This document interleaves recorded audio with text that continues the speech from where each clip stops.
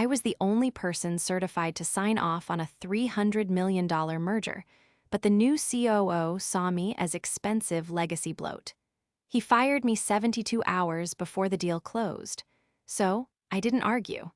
I just took my federal clearance codes with me and watched the company burn. This is where the story truly begins, and you won't want to miss what happens. Make sure you're subscribed to see it through to the end. We're always curious. Where in the world are you all watching from today? Let us know in the comments. I was already dying that Wednesday morning. Not literally, of course, but physically and spiritually.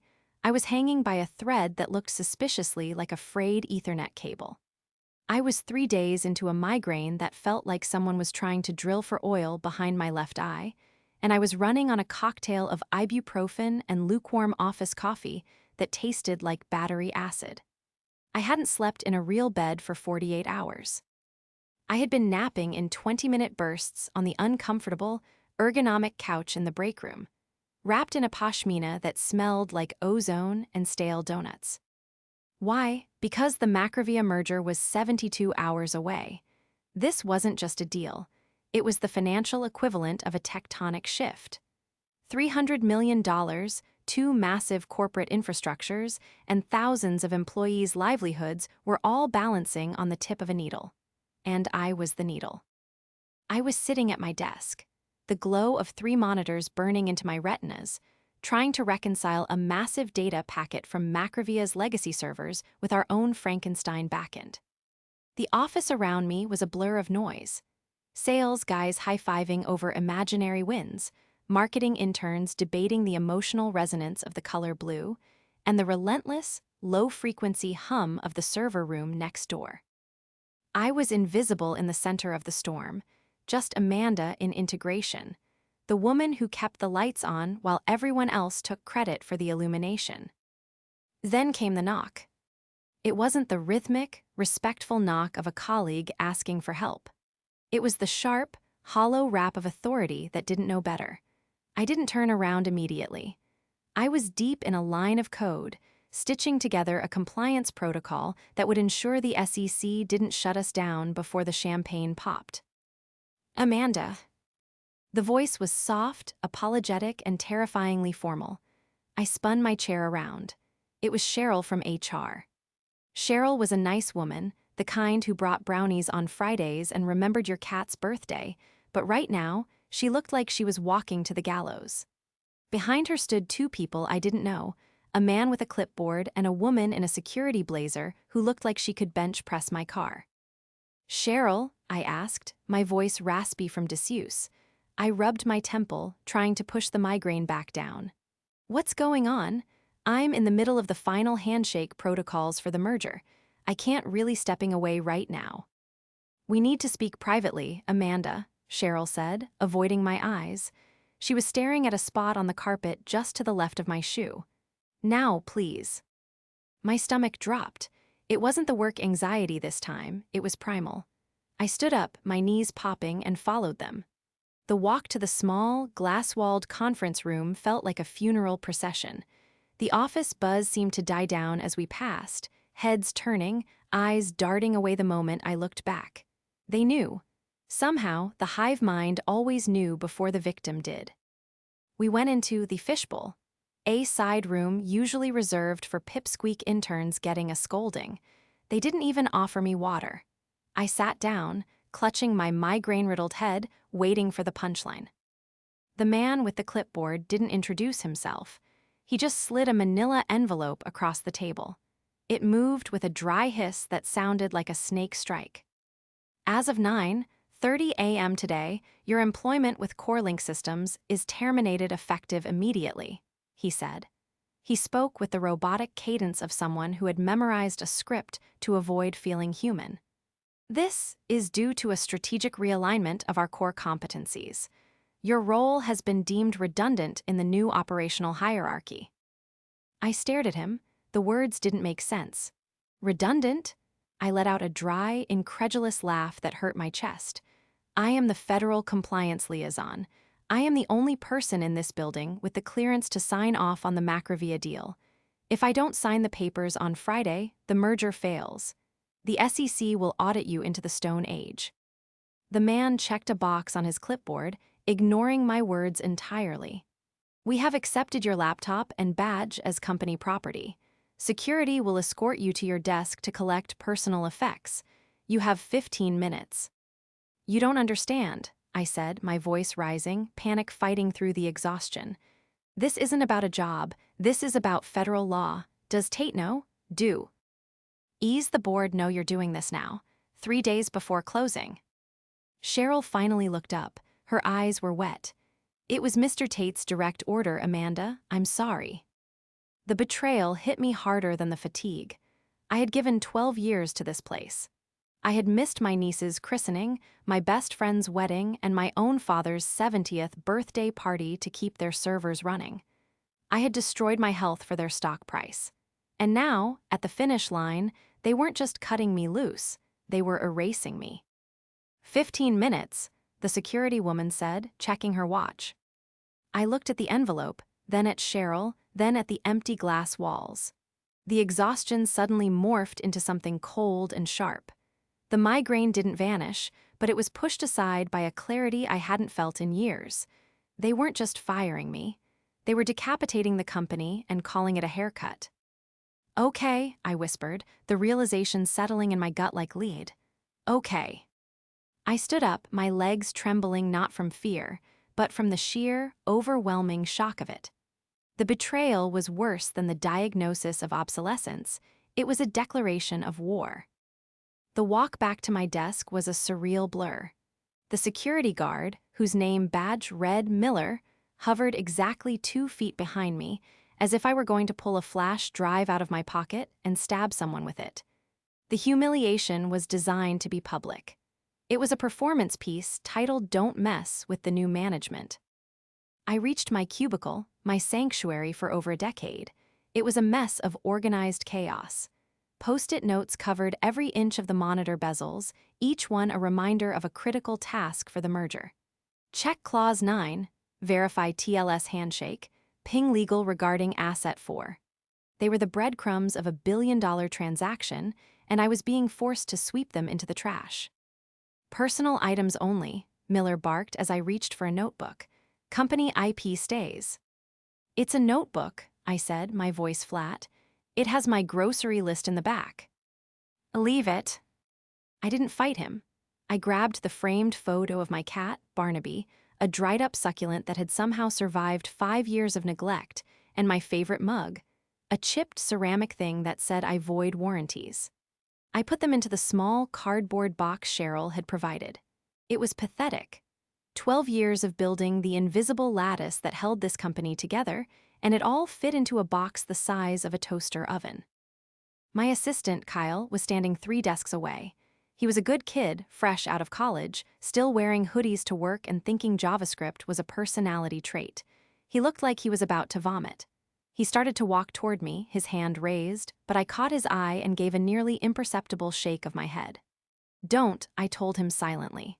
Don't sink your ship just to wave goodbye to mine. He froze, eyes wide, and pretended to look at his phone. Let's go, Miller grunted. I picked up the box. It wasn't heavy, but it felt like I was carrying a tombstone. We walked to the elevators. I could feel the eyes boring into my back, the whispers spreading like wildfire through the Slack channels I was already locked out of. Did you hear? Amanda in integration. Gone, escorted out. When we reached the lobby, the final insult was waiting. I stopped at the reception desk to hand over my badge. That's when I saw it. Taped to the polished granite of the front desk, right next to the bowl of promotional mints, was a piece of paper. It was a printout of my employee ID photo, the one taken 12 years ago when I had fewer gray hairs and more optimism. Across the face, someone had taken a thick red permanent marker and scrawled, "Do not admit. Security risk." It wasn't just a notice, it was a warning. It was meant to be seen by every delivery driver, every client, and every employee walking through those glass doors. They hadn't just fired me, they had branded me. I felt the heat rise up my neck, a flush of pure, unadulterated shame. I looked at the receptionist, a young girl named Sarah who I'd helped set up her voicemail just last week. She couldn't even look at me. She was typing furiously, her face burning red. I placed my badge on the counter, next to my own defaced image. The plastic clicked against the stone. "Goodbye, Sarah," I said softly. She flinched but didn't look up. I walked out the revolving doors and into the parking lot. The sun was blinding. It was a beautiful spring day, birds chirping, cars rushing by on the highway, the world completely indifferent to the fact that my life had just been upended. I walked to my 10-year-old Camry, the one I kept promising to replace once the merger bonus came through. I put the box on the passenger seat and sat behind the wheel. I didn't start the car. I just sat there, gripping the steering wheel until my knuckles turned white. My breath was coming in short, jagged gasps. I wanted to scream. I wanted to march back in air and set fire to the building. I wanted to grab Tate by his expensive lapels and shake him until he understood what he had done. But I didn't do any of that. I am Amanda Delaney. I don't scream, I fix. I reached into my pocket and pulled out my phone.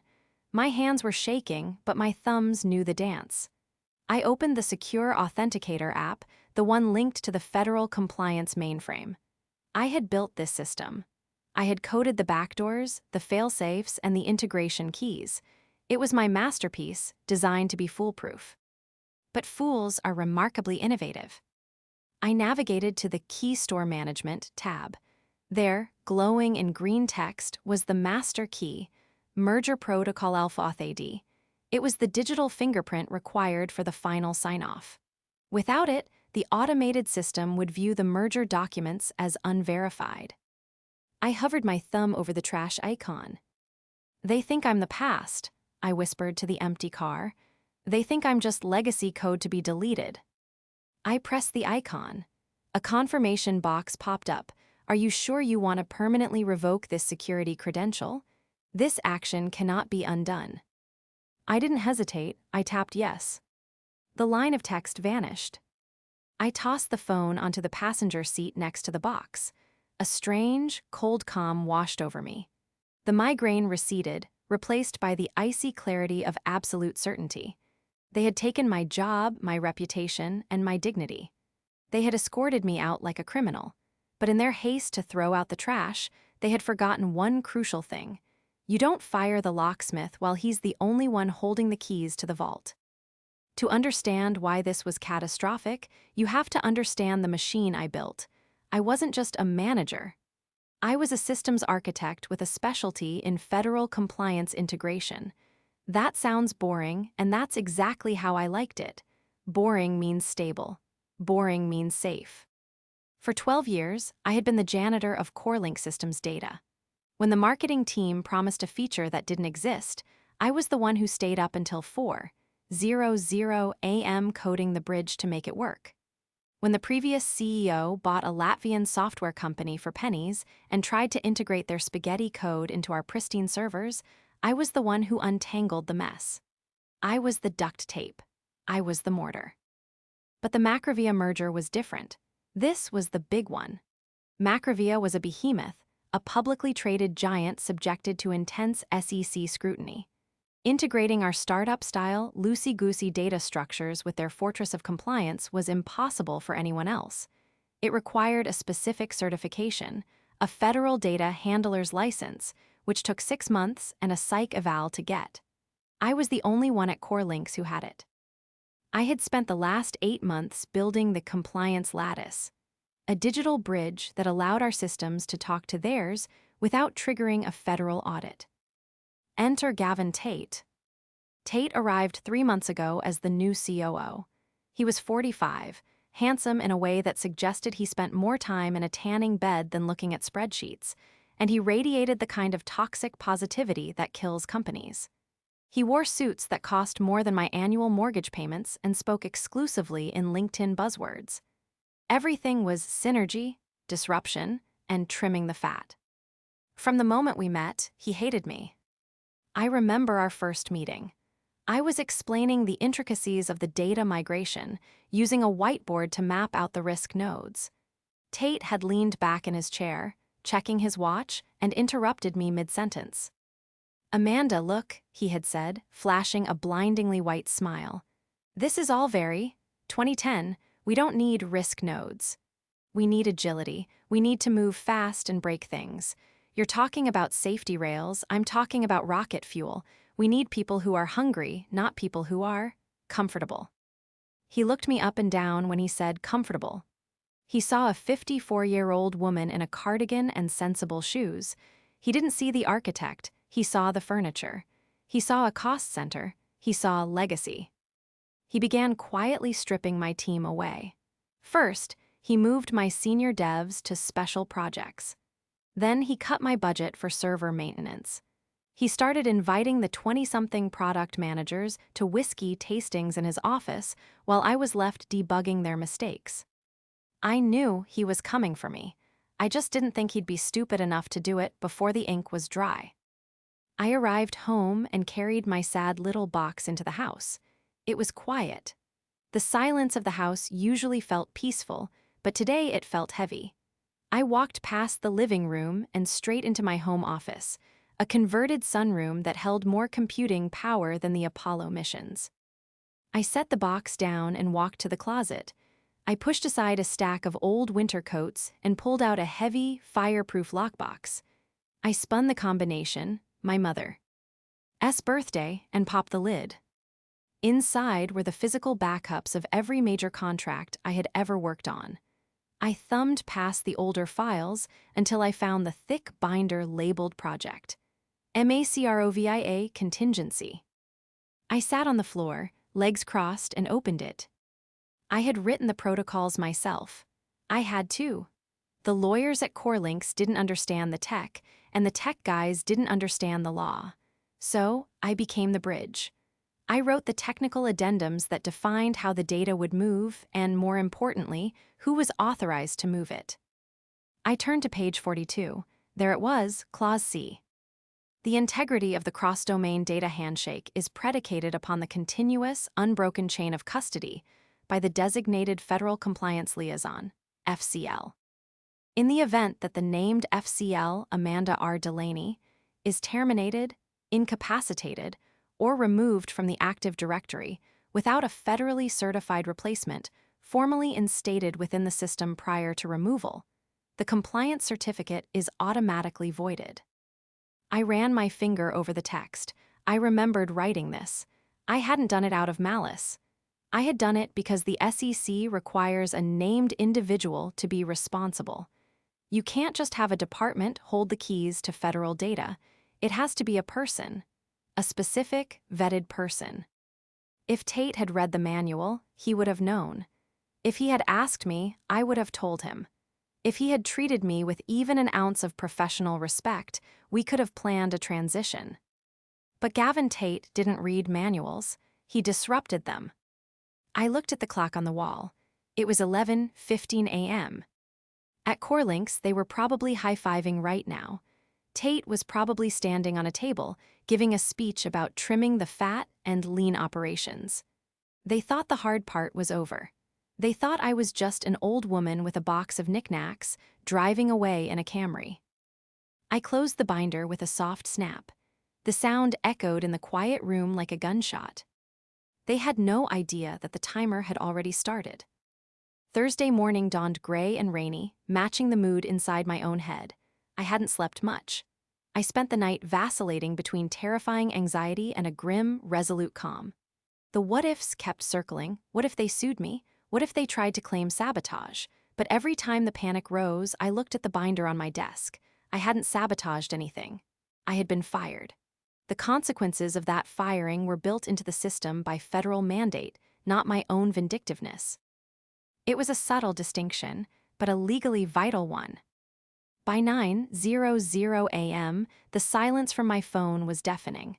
I expected a call from Kyle or maybe a confused query from IT asking for a password, but nothing. They had cut me off so cleanly, so thoroughly, that I was a ghost. It was time to stop being a ghost and start being a problem. I made a pot of coffee, the good stuff, not the sludge from the office break room, and sat down at my personal rig. I wasn't going to hack them. I didn't need to.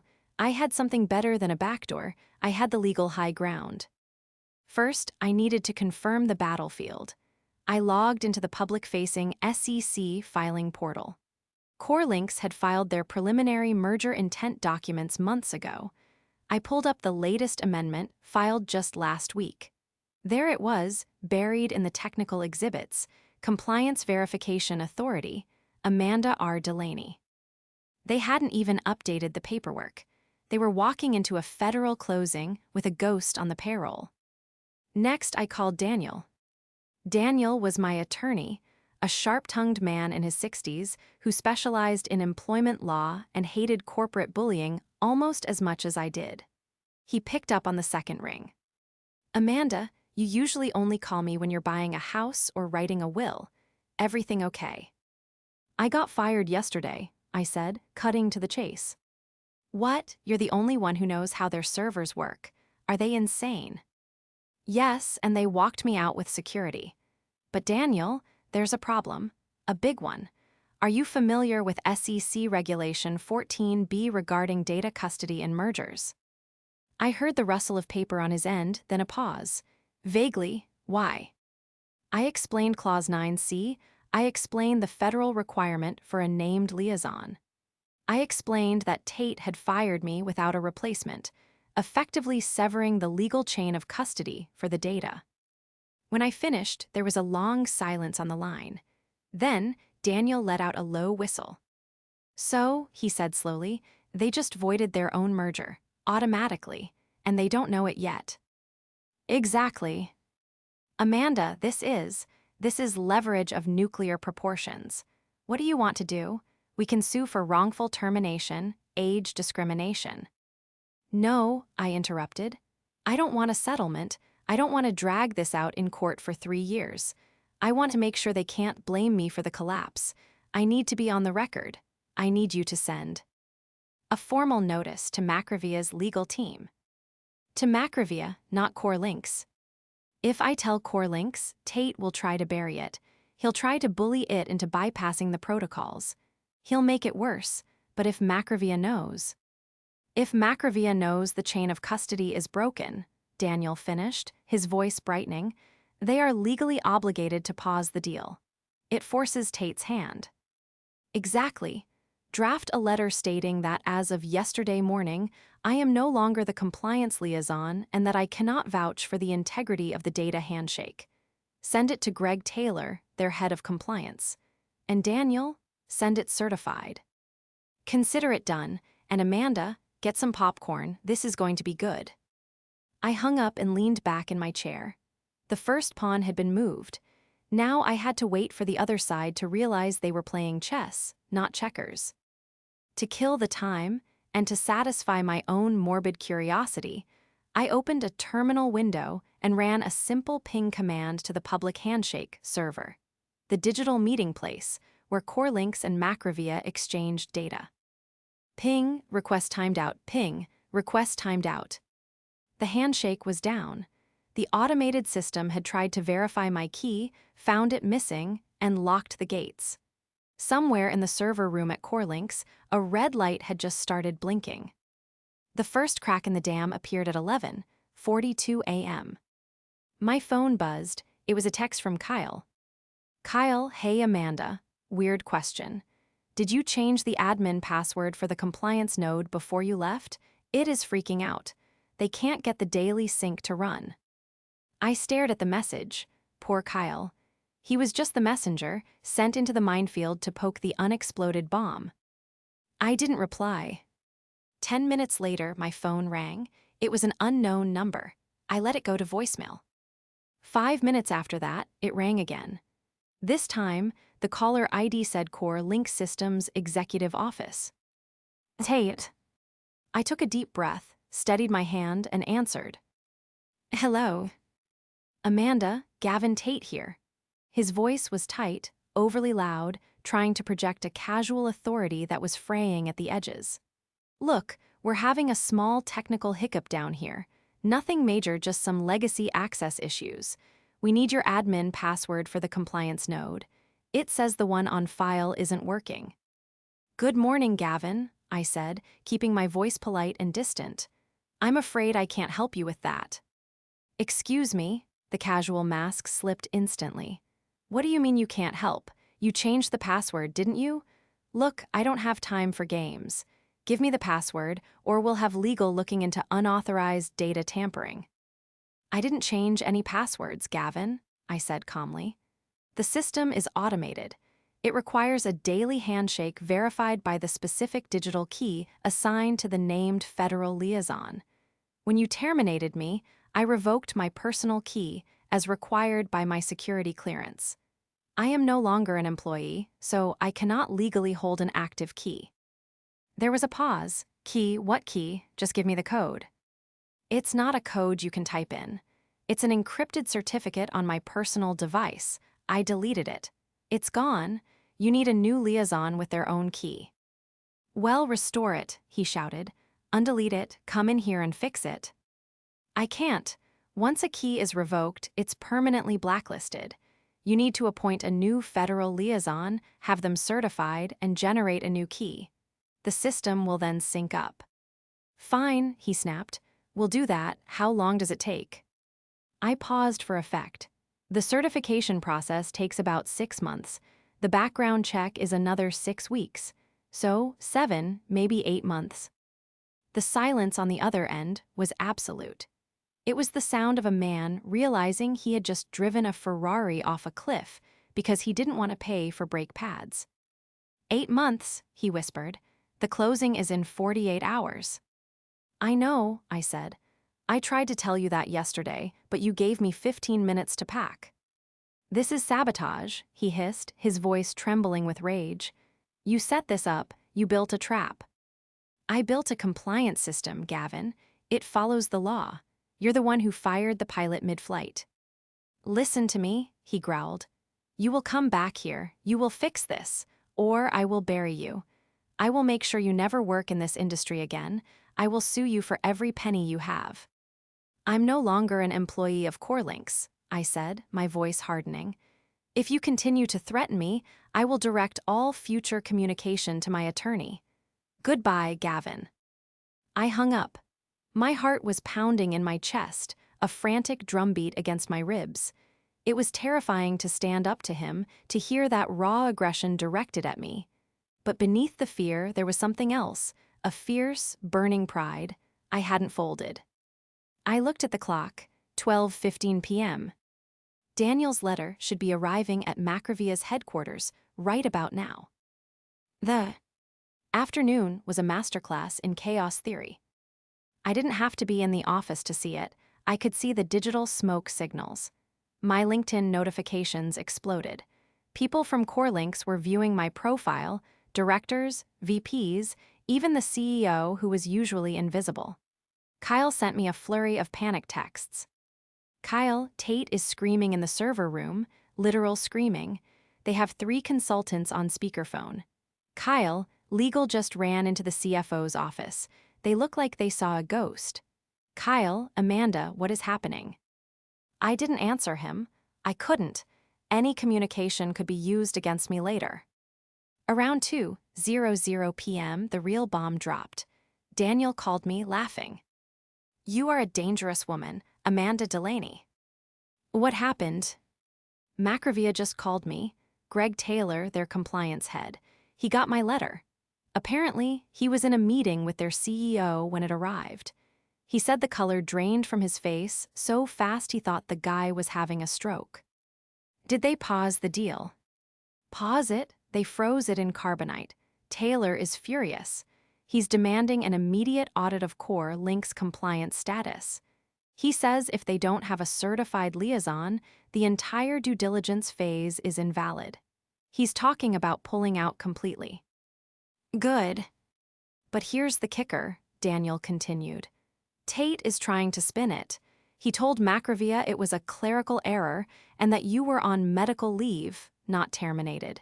He's lying to them to buy time. My blood ran cold. He's lying to the acquirer, that's fraud. Exactly, and that's where we nail him. I need you to send me the termination letter. The one they gave you yesterday, the one that says effective immediately and redundant. I have it right here. Scan it, send it. I'm going to forward it to Taylor. Let's see how Tate explains a medical leave that came with a security escort and a box of personal effects. I scanned the document. The scanner hummed, a rhythmic sound of inevitable justice. I hit send.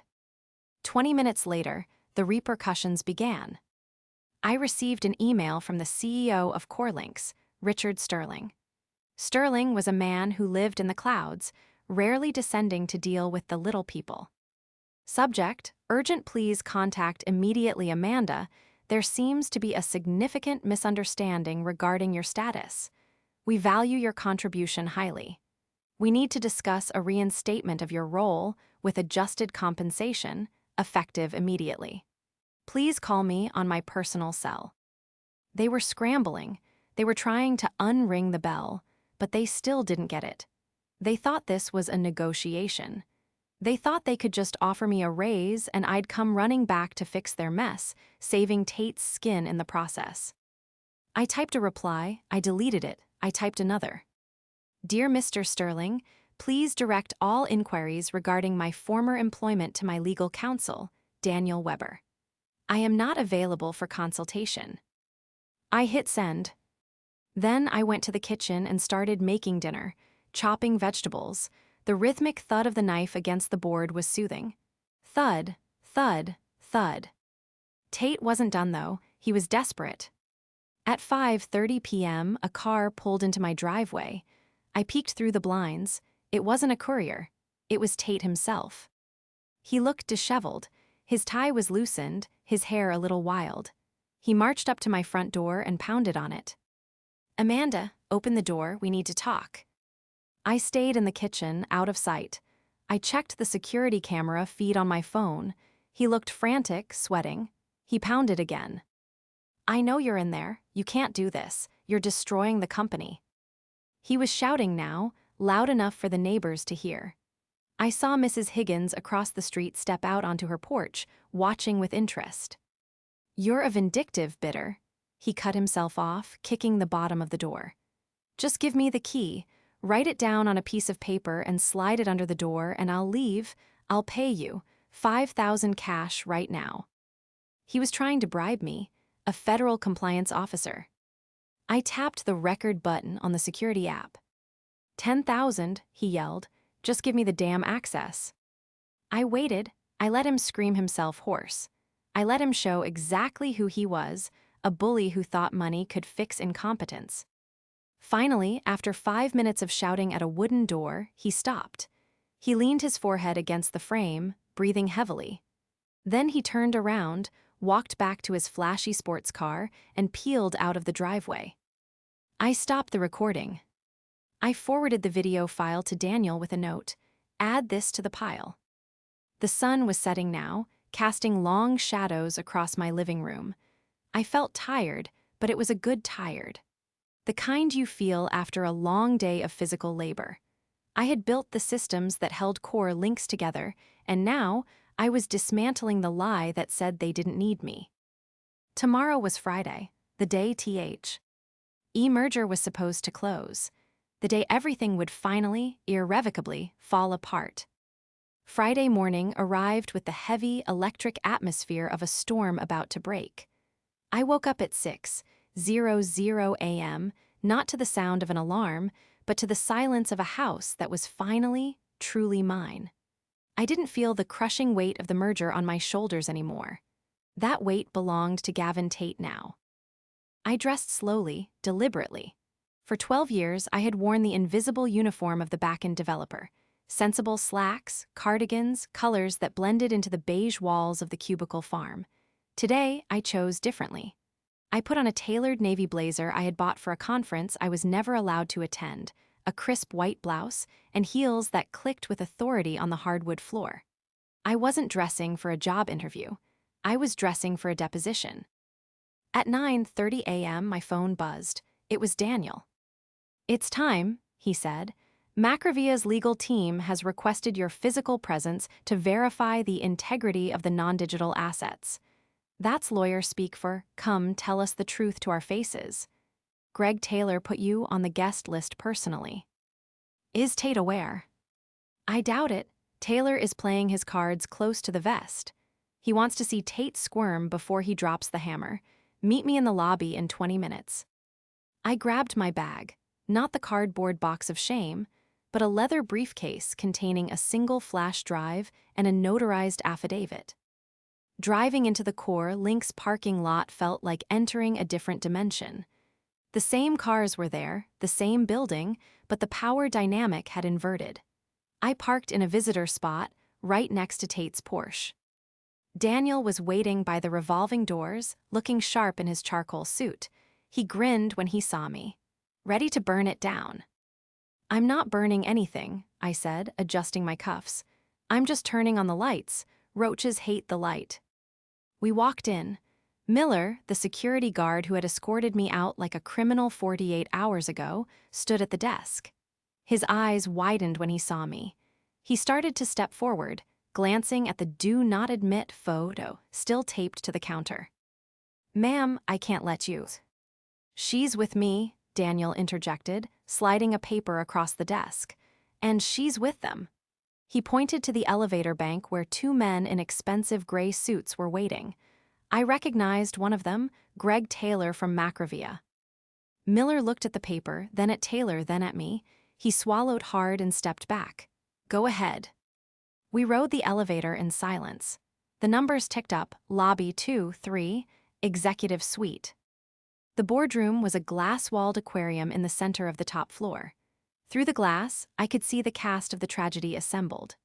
Richard Sterling, the CEO, looked pale and jittery. The CoreLynx board members were seated around the mahogany table, forcing tight smiles.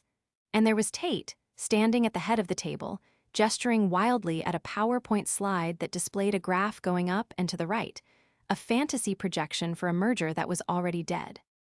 Macrovia's delegation sat on the opposite side, stone-faced.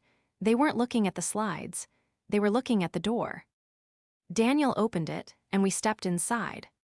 The silence that fell over the room was instant and absolute. It was as if someone had sucked all the oxygen out of the space. Tate stopped mid-sentence, his arm frozen in the air. His face went from flushed animation to a sickly shade of gray. "What is she doing here?" Tate snapped, his voice cracking. "Security, I gave explicit orders." "Sit down, Mr. Tate," Greg Taylor said. His voice was quiet, but it carried more weight than Tate's shouting ever could. Taylor stood up and turned to me. "Ms. Delaney, thank you for coming." "This is highly irregular," Sterling sputtered, looking between me and Tate. "Amanda doesn't work here anymore. She has no business in this meeting." "Actually," I said, my voice steady, projecting to the back of the room without shouting, "I'm here to clarify the compliance status of the merger, since Mr. Tate seems to be having trouble explaining the technicalities." I walked to the empty seat next to Taylor. Tate looked like he was vibrating with rage. "She's a disgruntled former employee," Tate shouted, pointing a shaking finger at me. "She's here to sabotage the deal. She deleted the keys. She's holding the company hostage because she couldn't handle a restructuring." "Is that true, Ms. Delaney?" Taylor asked, though his eyes said he already knew the answer. "Did you delete the keys out of malice?" "No," I said calmly. "I deleted the keys because Federal Security Protocol 853 requires any clearance holder to revoke access immediately upon termination to prevent unauthorized use. Mr. Tate fired me at 9:30 a.m. on Wednesday. I followed the law." I reached into my briefcase and pulled out the affidavit. I slid it across the table to Sterling. "This is a sworn statement confirming that as of Wednesday morning, the chain of custody for the Macrovia data bridge was broken. It also states that I was not on medical leave, as Mr. Tate apparently told the Macrovia team." Sterling picked up the paper, his hands trembling. He looked at Tate. "You told me she was consulting from home. You told me the key issue was a server glitch." "It is a glitch," Tate insisted, sweat beading on his forehead. "She rigged it. She built a trapdoor." "I built a lock, Gavin," I corrected him. "You're just mad because you threw away the key." Tate slammed his hands on the table.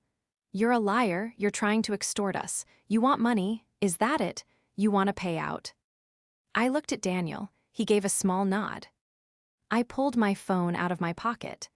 Speaking of money, I think the board should hear how you tried to resolve this glitch yesterday evening. I placed the phone on the center of the table and pressed play. The audio was crystal clear in the acoustic perfection of the boardroom. Just give me the key, write it down on a piece of paper. I'll pay you $5,000 cash right now. The board members gasped. Sterling closed his eyes. 10,000, just give me the damn access. The recording ended. The silence returned, but this time it was heavy with judgment. Bribery, attempting to bypass federal security controls. It wasn't just incompetence anymore, it was criminal liability. Tate looked around the room, realizing the walls were closing in. I was trying to save the deal. I was doing what had to be done. She forced me into it. Greg Taylor stood up slowly. He buttoned his jacket.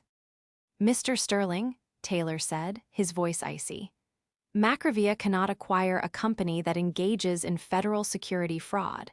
Furthermore, without a certified liaison, the compliance gap is insurmountable. As of this moment, the merger is suspended indefinitely. Wait, Sterling stood up, desperate. Greg, please, we can fix this. We can hire someone else. We can. You can't, I said. The certification takes 6 months. You don't have 6 months. You have until 5:00 p.m. today. Taylor looked at me and offered a small, grim smile. Ms. Delaney, thank you for your honesty. It's rare in this industry. He motioned to his team. They stood up in unison, closed their laptops, and walked out. The door clicked shut behind them. I was left in the room with the ruins of CoreLynx leadership. Sterling slowly turned his head toward Tate. The look in his eyes wasn't anger. It was the cold, calculating look of a man deciding who to throw to the wolves. Get out, Sterling whispered. Richard, listen, Tate started. Get out, Sterling roared, slamming his fist on the table so hard the water pitcher rattled. You're fired, Gavin. Get your things and get out of my building before I call the police. Tate looked at me one last time. His arrogance was gone, replaced by the hollow, panicked look of a man who realized he had underestimated the wrong person. He grabbed his laptop and fled the room. I stood up. Well, I said, smoothing my blazer, I believe my business here is done. Amanda, wait, Sterling said, his voice pleading. Please, don't go, we can fix this. Name your price, we'll reinstate you. Title, salary, whatever you want. I looked at him. I looked at the board members who had let Tate run roughshod over the company for 3 months. I looked at the empty chair where Tate had sat. I'm sorry, Richard, I said, but I don't work for CoreLynx anymore, and I never accept counteroffers. I turned and walked out, Daniel right beside me. We didn't look back. As we stepped into the elevator, I let out a breath I felt like I'd been holding for 12 years. The fallout was swift, brutal, and public. By Friday afternoon, the news had hit the wire. Macrovia abandons $300 M acquisition of CoreLynx systems. The stock price of CoreLynx plummeted 40% in 2 hours. It was a bloodbath. Trading was halted twice. The tech blogs had a field day. Someone leaked the details of the compliance failure, and soon, the story of the forgotten liaison was trending on Twitter.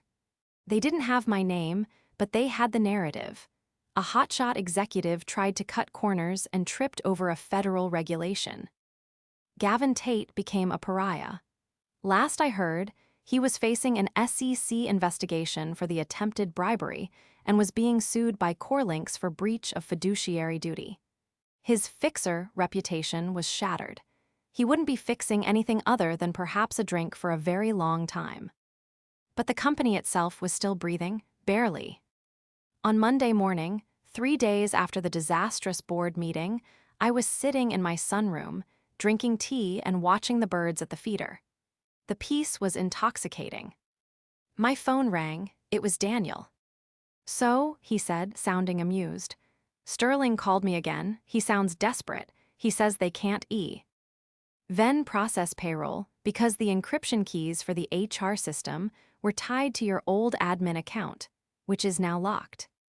That sounds like a problem, I said, sipping my tea. He wants to know if you'll come back. He's offering a 50% raise and a written apology. No.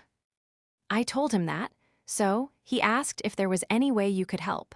He said the company will fold within the month if they can't access those systems. 300 people will lose their jobs, Amanda, including Kyle. I paused. I didn't care about Sterling, and I certainly didn't care about the shareholders. But I cared about Kyle. I cared about the junior devs and the support staff who had nothing to do with Tate's ego. I had built the system to protect the company, not to destroy the innocent people working inside it. I won't come back as an employee, I said slowly. I'm done with office politics. I'm done with performance reviews and begging for budget. Okay, Daniel said, sensing the pivot. So, what are the terms? I've registered a new LLC, QuietSeal Compliance. I will come on as an external vendor, independent contractor status. I work remote. I set my own hours. I answer only to the board, not to any C-suite executive. And the rate? Consulting rate is $400 an hour. Minimum retainer of 20 hours a week, paid quarterly in advance. And I want a stupidity clause. If anyone interferes with my compliance protocols again, I terminate the contract and keep the retainer. Daniel laughed loud and hard. Amanda, that's 4 times what they were paying you. They'll never go for it. They have payroll to run on Friday, Daniel. They'll go for it. He drafted the contract within the hour. Sterling signed it 10 minutes after receiving it. He didn't even negotiate. Tuesday morning, I didn't commute. I walked into my home office in my pajamas, sat down at my custom-built rig, and logged into the CoreLynx VPN using my new vendor credentials. Welcome, administrator. I spent the morning unlocking the payroll nodes, re-establishing the secure handshakes, and patching the holes Tate had left in his wake. It took me 4 hours to do what their entire IT team hadn't been able to figure out in a week. Around noon, my Slack window pinged. I had been added back to the workspace as a guest vendor. Kyle Amanda, is that you? I smiled and typed back. Amanda, QuietSeal LLC, it's me, Kyle. Payroll should be running now. Tell the team they'll get paid on time. Kyle, OMG, you're a legend. Tate is gone, the office is weirdly quiet, but good quiet, we missed you. Amanda, QuietSeal LLC, I'm not back, Kyle, I'm just consulting, but I'm watching the logs. Keep the JSON emotional. I closed the chat and leaned back. The house was quiet. The sun was streaming in through the window, illuminating the dust motes dancing in the air. I looked at the velvet box on my shelf, a gift from Macrovia's CEO, sent via courier yesterday.